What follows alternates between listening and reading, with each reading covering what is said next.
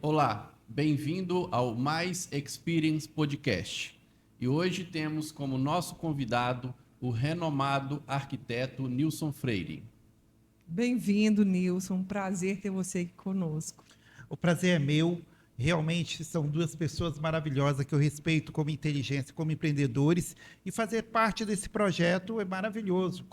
É um projeto muito legal e eu sei que vai dar muito certo. Estaremos aqui com vocês sempre.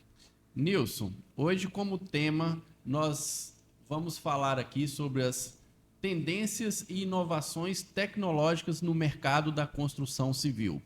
Eu sei que você tem uma vasta experiência em projetos tanto em Linhares quanto fora de Linhares. Conta um pouquinho para a gente dessa sua experiência aí. Bem, eu tive a oportunidade, de participar de vários projetos interessantes, entre eles aqui em Linhares, a Praça 22 de Agosto, que é uma referência da nossa cidade, uma referência histórica e de modernidade, de lazer. Também eu tive a oportunidade de trabalhar em projetos da Infraero, no aeroporto de São Luís. Mais recentemente também trabalhei no aeroporto de Congonhas. E a gente tem sempre sido abençoado com projetos em vários lugares do Brasil. Vitória, Bahia, vários lugares do Brasil.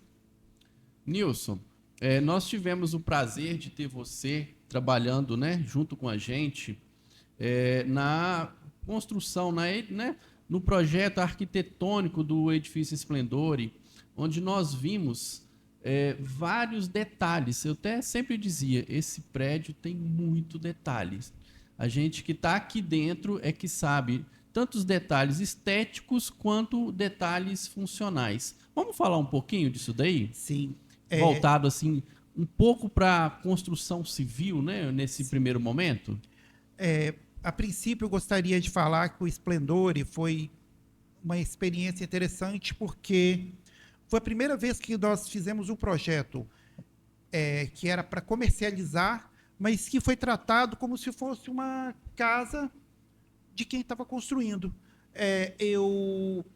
Tudo que a gente colocou, tudo que a gente especificou, que a gente sugeriu, tanto com relação à qualidade de material, dimensões de espaço, e a Exímia não fez objeção.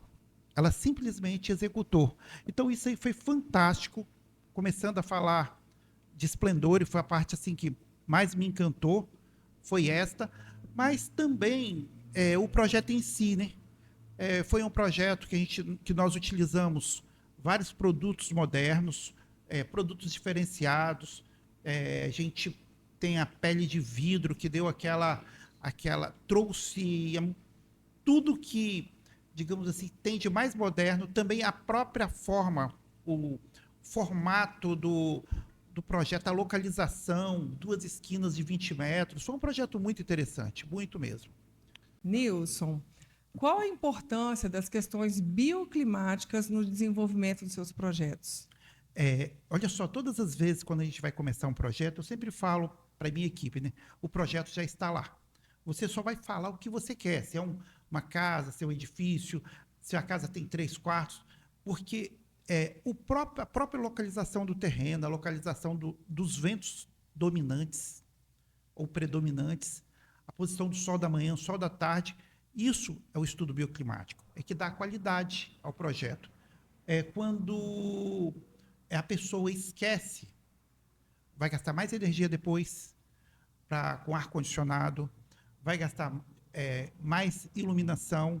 Então, e sem considerar ainda o prazer de você poder abrir as janelas e curtir o seu ambiente, tudo que tem de natural que Deus deu para a gente, Isso aí.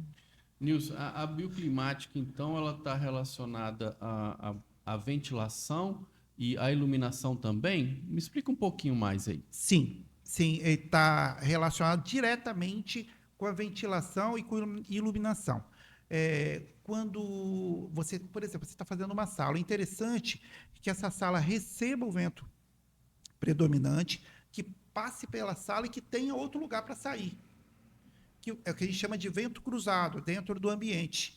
A iluminação ela é fundamental, né? Hoje, é por isso que a gente levanta o máximo possível as janelas. Também, quando a gente levanta, coloca as janelas mais altas, tem como objetivo você tirar aquele colchão de ar quente que fica em cima do ambiente, na sua cabeça, entendeu? Quanto mais baixa a janela, maior esse colchão que está na sua cabeça. Então, o estudo bioclimático, na realidade, é a questão, digamos, de conforto ambiental. Conforto ambiental no projeto, é isso aí.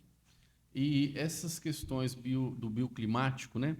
Ele pode ser adaptado ou executado em qualquer tipo de projeto, desde um projeto mais básico, ou é só para produtos de um padrão de médio para alto? Como que é isso? Explica, fala um pouquinho. Às vezes a gente tem dúvida, né?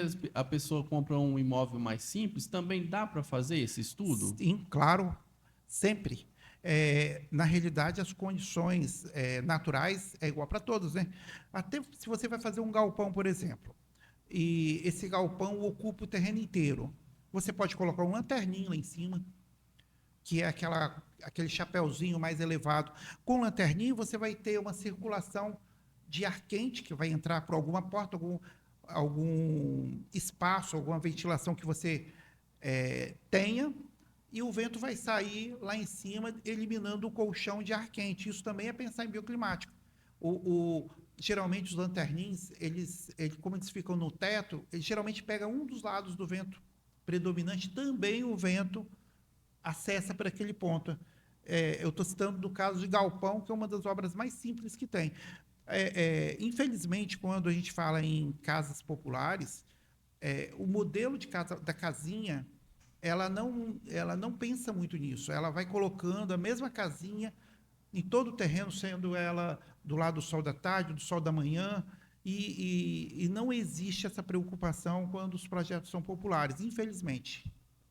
Quando um projeto, estou pensando aqui agora, às vezes nós temos projetos com formatos diferentes. O que eu quero dizer com isso? Às vezes é apartamentos na frente, apartamentos nos fundos, às vezes se divide o lote, né? Em um lado, um apartamento para o lado direito, apartamento para o lado esquerdo. Na verdade, onde eu quero chegar. A minoria dos projetos de edifício, né? Falando de edifício, de prédios, são um por andar, né? E nesses prédios onde não são um por andar, que você tem o modelo apartamento frente e fundo, ou um para um lado, um para o outro. Como que se trabalha isso? É possível? Há um grau maior de dificuldade, né? Comenta um pouquinho aí para a gente. Sim, é lógico que aumenta o grau de dificuldade, mas a gente tem sempre a possibilidade de ter uma ventilação central, um poço de ventilação central que vai melhorar essa transição do ar dentro do ambiente. Muitas vezes a gente tem um ambiente que está virado para o sol da tarde, mas se você pensou direitinho, buscou uma pontinha lá do vento dominante, você vai ter um ambiente bom, sim. Eu estou para te dizer que a qualidade do ambiente está mais ligada à condição de vento predominante do que o próprio sol da tarde ou da manhã. É só uma questão de gerenciar. É possível, sim. Ok, Nilson, muito obrigado. Eu acho que ficou bem claro, né, para a gente aqui que dá sim para a gente fazer uso da bioclimática, seja o projeto do mais básico ao projeto de mais alto padrão. Sim. Dentro dessas questões das inovações, das tecnologias aí da construção civil, saindo um pouquinho da bioclimática, quais que você destacaria? Quais hoje você acha que estão estão sendo mais utilizadas e quais as que estão trazendo assim um maior conforto, um melhor prazer, uma melhor qualidade de vida para as pessoas? Quando a gente fala em tecnologia, né, a gente pode voltar 1000 anos. Tá? A gente tem obras que usaram tecnologias incríveis. Agora, nós estamos num momento de muita mudança devido à informática. Vamos usar o termo informática. Por exemplo, talvez a inteligência artificial estaria no meio dessa informática? Também, mas no caso da arquitetura, ela começou com a utilização de programas que desenhavam. inicialmente AutoCAD, depois vieram os programas de 3D, né, que a gente tem o ArchiCAD, a gente tem o SketchUp, entre outros programas que tem a plataforma BIM como referência. A plataforma BIM, ela elimina a possibilidade de erro. Você faz o projeto de arquitetura, aí você vai lá, faz o projeto estrutural, aí você coloca numa compatibilização, aí depois você vai ver se seu cano de esgoto pode passar em determinada posição, sua coluna de esgoto, se onde você colocou o seu padrão de energia, o seu quadro de disjuntores não está num ponto onde tem um pilar, e ele proporciona qualidade, ele já gera quantitativos. O ArchiCAD, por exemplo, quando você termina o programa, você tem lá uma tabela de portas, com número de portas, tamanho de porta, que tipo de porta que você está usando. Se você acessar lá paredes, você vai ter um número de metros quadrados de parede, aí você, consequentemente, tem de pintura. Quer dizer, é uma unificação. Agora, a gente está vivendo um momento de transformação. Hoje a gente está conversando aqui, mas a gente não sabe como vai ser daqui a 10 anos, 20 anos, tá? Ou talvez 50 anos.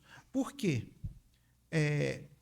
Com o surgimento da inteligência artificial, inclusive os arquitetos e todos os profissionais que eles têm que se preparar para isso, porque a inteligência artificial ela vai estar executando esse trabalho diretamente. Talvez você vai alimentar ali com algumas diretrizes, algumas linhas de pensamento que você tem, mas o resultado do trabalho vai ser feito pela inteligência artificial. Vai substituir realmente muita mão de obra humana. Tá? Nilson, você abordou aí brilhantemente essa questão aí, principalmente na parte da execução dos projetos, né, na confecção dos projetos. Mas hoje eu queria que você falasse um pouquinho para a gente também o seguinte. Eu acho que em todas as cidades do Brasil existe uma falta muito grande de uma mão de obra especializada, né, na construção civil. E isso fatalmente aumenta o nosso custo, né, o nosso custo de construção civil. Quais inovações que você acha que podem nos ajudar nessa falta de mão de obra para que nós consigamos produzir imóveis dentro de um custo que também a população consiga comprar, consiga ter a sua casa? Olha só, modulação. A modulação, utilizando impressoras 3D, é uma tendência forte no mercado, mas hoje, quando você fala, no momento que a gente está vivendo, né, a gente pode observar a laje protendida, que é uma laje que ela exige uma mão de obra mais técnica, mas ela elimina muito o carpinteiro, aquele monte de viga, escora, que hoje as escoras são metálicas. Aí depois nós temos as paredes de drywall, que uma pessoa chega em um dia, faz um monte de parede que não precisa de rebocar, ela está praticamente pronta para pintar. E os vidros, as peles de vidro, o ACM, esse tipo de material vai substituir realmente a mão de obra humana. Em alguns lugares, alguns países, isso já acontece. Nós aqui no Brasil, que a gente usa muito concreto, a gente usa muito a parede de alvenaria, reboco, essa coisa toda. Mas a tendência é isso, é você comprar kits prontos e vai resolver tudo. Tá? Você arriscaria falar em prazo? Assim, porque, veja bem, uma questão é a nossa falta, né, real de mão de obra, mas também tem uma questão cultural, né? Nós, brasileiros, nós gostamos de bater na parede ali, né? E falar assim, não, aqui é de lajota, aqui é maciço, né? E às vezes a resistência no uso do drywall, principalmente internamente, mas essa pressão cada vez é maior. Você arriscaria um prazo aí para uma ruptura maior dessa questão aí de uso dessas inovações? Olha só, um passado, algo novo chegando, demorava muito tempo. A laje pré-moldada mesmo, que é uma coisa que é comum hoje, ela demorou praticamente 30 anos para entrar no mercado. Mas existe um ditado que fala que a necessidade faz o sapo pular. Então, com a falta de mão de obra, realmente assim, a tendência é que as pessoas aceitem essas inovações com uma velocidade maior. E tem um outro lance, a informação. Hoje, se o cara for ali na internet, ele vai no Google, ele vai acessar, vai saber que o drywall tem vários tipos. Tem uma drywall para incêndio, que aguenta 2 horas. Tem para usar em banheiro, que resiste à água. A montagem dele, ele vai ver que é uma estrutura que dura muito tempo. E também ela tem a possibilidade de tratar acusticamente dizendo, termoacusticamente dizendo. Então, é uma questão de pouco tempo. Se você pega nas cidades, nas capitais do Brasil, hoje, as paredes de drywall já dominam. Aqui em Ares mesmo, nós já temos prédios aqui que todas as paredes foram feitas de drywall, foram vendidas e as pessoas estão felizes lá nesses apartamentos. Sim, ou seja, né, a gente caminha mais para o uso, né, dessas tecnologias por uma questão, primeiro, eu acho que cultural, né, que a gente vai acostumando com elas, vendo que elas realmente são boas e funcionam, e a questão do tempo, né, do prazo aí. Nilson, dentro das partes tecnológicas também, hoje a gente acho que pode destacar aí também as questões das automações, as questões das fixações, né, de revestimentos maiores, né, nos prédios. Comenta um pouquinho para a gente. Primeiro, vamos começar com a fixação. Hoje tem produtos no mercado que são fixadores de porcelanato. Ou porcelanato ou outra placa maior. Geralmente a gente tem optado pelo porcelanato porque o coeficiente de dilatação do porcelanato é muito parecido com o da alvenaria, então não tem muito aquele problema de expansão e daqui a pouco começar a cair igual a cerâmica caía antigamente. Então, mas a gente está aumentando o tamanho desses produtos. Aí, com isso, é necessário usar produtos de fixação. É um pouquinho caro, sim. Lá do Esplendor a gente usou um produto de fixação e que dá uma qualidade para aquele edifício de o resto da vida não cai, a placa não vai cair, porque ela está parafusada, não tem como cair. Entendeu? Isso às vezes me dá até um pouco de medo, não no caso do Esplendor, né? Onde foi feito todo o sistema, a gente sabe, foi comprado um sistema para lá, não foi não só a placa, né, mas desde a argamassa até a execução, né? E às vezes a pessoa olha aqueles porcelanatos lá 1,20 por 60 fixado naquela altura e às vezes se arrisca, né, a colocar achando que é uma argamassa comum ou um sistema comum. E isso, né, eu acho que, se não usar adequadamente, pode gerar alguns problemas futuros em outras obras. Até pelo tamanho da peça, uma queda de uma peça de 1,20 por 60 seria trágico, né? Agora, eu aconselho assim, as pessoas que estão construindo, que vão fazer fachadas ou edifícios e que vão usar peças maiores, que usem realmente os fixadores. Tem diversas marcas de fixadores no mercado, e vale a pena. Vale a pena. E a automação? Fala para a gente um pouquinho das automações, o que dentro dos seus projetos hoje as pessoas mais estão pedindo? Conta para a gente. Olha só, a automação é um ponto que a gente já começa a falar na inteligência artificial. Eu acho que um monte de gente aí já tem a Alexa, que você pede para ela colocar música, ela faz, ela já liga a TV. E nas residências, a gente já começou com a automação de janelas. Tá? Hoje, as portas, já tem portas que abrem com digital, até com a íris do olho. Então, são tecnologias que estão chegando, que vão trabalhar junto com a automação, a questão da ventilação, uma banheira que você está lá no seu está aqui no seu trabalho, aí você simplesmente vai lá no celular, programa, vai chegar lá, vai estar com a água quentinha, com tantos graus em tal hora. Então, é uma mudança que está vindo para melhorar a vida da gente.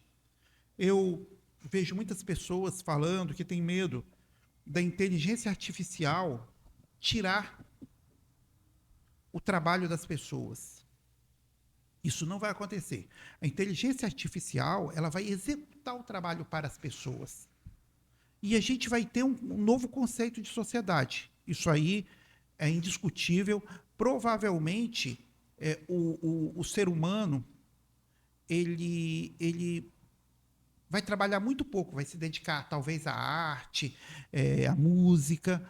E como ele vai ser remunerado, se vai ter um salário universal, isso é uma questão ainda que vai surgir com o passar do tempo e com os problemas que virão, é claro, com as experiências que virão.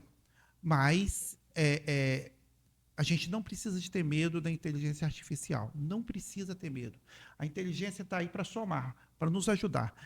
Hoje, às vezes, a gente fala assim, vamos usar uma inteligência artificial para resolver tal coisa do meu escritório. Isso aí, hoje, já é uma página virada. A gente já está falando de mudança plena. Sim, sim. De mudança plena. Então, é algo que a gente tem que estudar muito, tentar entender, tentar ler e acompanhar. Você fazer parte da TI. TI é a resposta do futuro. É Sim, isso. concordo. Falando um pouquinho agora, talvez nem classificando como uma inovação, porque já tem um tempo e acho que muitas pessoas já têm em suas casas, nos prédios, a questão da energia solar, né? Sistema fotovoltaico, reutilização de água. Na verdade, nos projetos, né, de interior, as pessoas estão adotando esse sistema mesmo ou isso está mais nas questões de prédios maiores, casas de mais alto padrão, ou está mais na capital? Como que está isso aqui em Linhares? Não, vamos começar primeiro com a energia solar. A aquisição de um kit fotovoltaico, de energia fotovoltaica, não é tão barata. Então, ela fica restrita a um grupo da sociedade, por enquanto. Mas quem optou e instalou o sistema, hoje ele está preferindo fogão de indução para poder economizar gás. O cara coloca ar-condicionado na casa toda, tranquilamente, porque supre essa necessidade. É claro, ainda a gente tem muita regulamentação para vir com relação a impostos, mas é uma resposta para o futuro. A gente viu recentemente o problema do apagão lá em São Paulo. Se a gente tivesse a tecnologia com energia fotovoltaica, talvez já com baterias, que é o que já se fala lá no exterior, ter baterias de armazenamento, aí a coisa seria diferente. E isso vai chegar para todo mundo de uma forma que é como uma televisão hoje. Todo mundo compra uma televisão por um preço muito baixo e aí a fotovoltaica vai ser assim também. Porque é de interesse do governo, é de interesse de todo mundo que essa produção de energia em cada residência aconteça. É bom para todo mundo. A gente tem escassez hídrica. Muito bom. Também acho que, né, não é uma coisa que não tem volta e cada vez vai ser mais utilizada. Inclusive, já tem telhas, né? Que Sim, são... cada vez mais produtos, né? Sim. Nilson, como a gente falou lá atrás do custo, um pouquinho do custo da construção civil, né? Atrelamos isso a questões de novas tecnologias para tentar baratear não só o custo, mas principalmente a escassez da mão de obra. Falamos no drywall, mas também vamos pensar em termos de planta, de layout. Quais itens de tecnologia, como que está esse layout interno? Porque cada vez os imóveis, os apartamentos, as casas estão menores, estão mais compactas. E quais os itens de tecnologia que estão vindo, ou que as pessoas estão pedindo, né, lá quando você está fazendo a planta, que traz um conforto para dentro dessas residências? Este assunto, para mim, é um assunto amplo. Na realidade, o tamanho, o formato, como essas obras esses projetos são construídos tem a ver com a evolução da sociedade. Nós moramos numa região que tem uma forte influência de italianos. Aí, no passado, há 20, 30 anos atrás, as pessoas, quando faziam uma casa, elas queriam uma área de serviço grande para colocar uma mesa e tomar café com as pessoas que chegavam nas casas, que eram, a gente não falava em prédio, na área de serviço. Tomava café com bolo, aquela coisa toda. Aí, a gente, primeiro, teve uma valorização do próprio terreno, né? Os imóveis começaram, os terrenos ficaram mais caros. Aí veio a necessidade de dividir esse custo em 2, 3 ou 4 residências. Aí, mais à frente um pouquinho, veio a questão da violência. Há pouco tempo, há uns anos atrás, não tinha violência. Hoje, a violência está em cada esquina. Aí as pessoas buscam cada vez mais se proteger. Eu vou dar um exemplo. Quando foi feito o bairro Colina era para atender uma elite bancária, era a elite do Banco do Brasil. E fizeram um bairro de ruas e vários lotes, e lá cada um comprava um lote e construía uma casa. Hoje, quando você fala em segurança, você já pensa no modelo como o Alphaville, você já pensa nos edifícios, onde tem uma portaria 24 horas. Aí as pessoas começaram a ficar mais dentro de casa.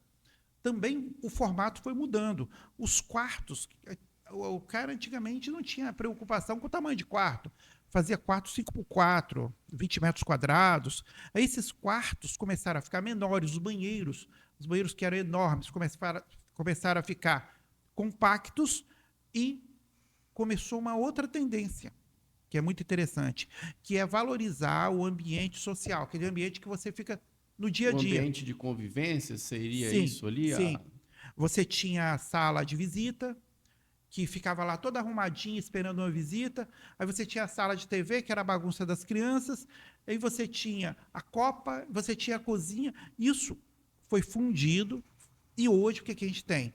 A gente tem um imenso espaço, uma cozinha, sala gourmet. Há pouco tempo, a gente estava assim, com a varanda gourmet. Hoje, nem varanda gourmet a gente faz mais. Ela já incorporou essa sala também, para buscar compactar o projeto e também o conceito de integração, integrar as pessoas. Quando você olhava móveis de cozinha há pouco tempo, você tinha portinha, hoje não tem porta, tem um gavetão. Por quê? Porque a pessoa abre e é mais fácil de pegar as coisas dentro. O forno era embaixo do fogão. Esse forno saiu para acima de 80 centímetros, para você poder pegar. Quem está fazendo agora cozinhando é o próprio dono da casa, é ele que vai lá pegar. Você entendeu? E digamos assim, essas mudanças que acontecem externas afetam a arquitetura. Você quer ver um exemplo? Vinho. Antigamente, os vinhos argentinos e chilenos não chegava vinho no Brasil, aqui na nossa região. Aí, quando começou os vinhos a chegarem nas casas, as casas começaram a se preparar para ter uma adega. Tá. Aí, a televisão com a tela grande, ela virou uma estrela do ambiente social. E essas mudanças, não só de desenvolvimento tecnológico, mas também de mudanças sociais, afetam o projeto de arquitetura. A evolução vem através disso. Por exemplo, o custo de vida mais difícil, os apartamentos vão ficando mais compactos. A gente tem o exemplo do Japão, né? Que são apartamentos hiper pequenos. Ainda a gente ainda é privilegiado, é um tamanho interessante. E você acha que a nossa arquitetura, né, a nossa arquitetura brasileira, você acha que ela está mais próxima de qual país? Qual país você acha que é a nossa tendência que a gente está indo? Olha só, nós tivemos grandes arquitetos no Brasil, tá? Um dos exemplos, Oscar Niemeyer, o Lelé, e eles escreveram a nossa história na arquitetura mundial. Tanto é que todas as vezes que tem as reuniões da ONU, o primeiro discurso é do presidente brasileiro, porque foi um arquiteto brasileiro que fez lá o prédio da ONU, o Oscar Niemeyer. Que bacana. nós temos uma arquitetura totalmente, digamos assim, nacional. A gente tem, assim, claro, influências de Chicago, por exemplo, quando começou aquele excesso de vidro que veio para cá, essa tendência do vidro. Nós agora tem assim, algumas coisas da tecnologia lá de fora. Por exemplo, o concreto. Poucos países usam concreto como a gente usa. É um dos países que mais usa concreto, é o Brasil. Lá fora eles usam muito estrutura metálica, entendeu? É claro que a gente também pode usar o concreto, a gente, devido até à nossa, digamos assim, a gente não tem problemas de tremor de terra, aquela coisa toda que é mais fácil de dominar com estruturas metálicas. E essa questão da integração das cozinhas, né? As chamadas cozinhas gourmet, você acha que isso está muito atrelado aí ao estilo americano, né? A gente até fala a cozinha americana. Você acha que isso aí a gente está puxando lá dos americanos, que tem uma proximidade com a gente Sim, também? sim. A cozinha moderna, na realidade, a cozinha do americano ainda é um pouquinho diferente da nossa. A nossa, ela começou para caminhar para um outro lado, tá? Ela realmente, ela virou assim como eu posso te falar, uma grande área gourmet. Eu acho que essa tendência vem mais do balcãozinho que tinha na área de churrasco no fundo do Sim. quintal do que até na americana. É como se aquela área de churrasco que tinha lá, que era a pia churrasqueira e um balcão, tivesse vindo para dentro das casas, entendeu? Eu acho que a gente já tinha essa assinatura aqui. E o uso desses eletrodomésticos aí hoje, lava-louças, as torres quentes, o povo tem pedido isso muito nos projetos. Como que está essa nossa evolução? Nós, arquitetos, já oferecemos, né, e a gente mostra para eles o porquê. É, eu vou dar um exemplo, o fogão e o forno micro-ondas passou a virar um conjunto só, um colocado em cima do outro, aquela coisa toda, e para ficar um quadro pretinho lá que funcionava os dois. Agora, já está sendo colocado na horizontal o forno, o micro-ondas e a lava-louça. Tudo numa altura de fácil acesso. A lava-louça está saindo debaixo da pia, também vindo para uma área de fácil acesso. Muito bom, hein, Nilson? Muito assunto, né? Fogão de indução. Com a energia solar, o fogão de indução é uma resposta. Eles estão cada vez mais evoluídos. E elimina também algum tipo de risco de vazamento de gás dentro de casa, aquela coisa toda. O forno, hoje, usa-se muito o elétrico, mais do que o a gás, porque também elimina o problema do gás, que é sempre um risco. Nilson, como estamos falando de urbanismo, como as lagoas de Linhares contribuem para os projetos que você desenvolve? Realmente uma variante muito interessante, principalmente quando tratamos da verticalização. A Lagoa de Paranã, ela pode ser vista com um prédio de 3, 4 pavimentos. Mas a gente não tem só as lagoas. Temos, claro, as lagoas urbanas, né? A Lagoa do Meio, que é maravilhosa, a Lagoa do Aviso, mas também tem os rios, Rio Doce e Rio de Paranã. O Rio Doce, por exemplo, ele proporciona um dos mais belos pôr do sol que a gente pode ter. E cada vez que a gente for verticalizando nossa cidade, mais a gente vai poder se beneficiar dessa beleza cênica natural, que é um presente de Deus para a gente. Isso aí.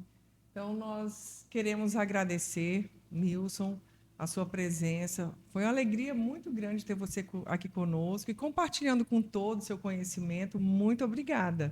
A alegria foi minha. Obrigado, Nilson Freire. Obrigado.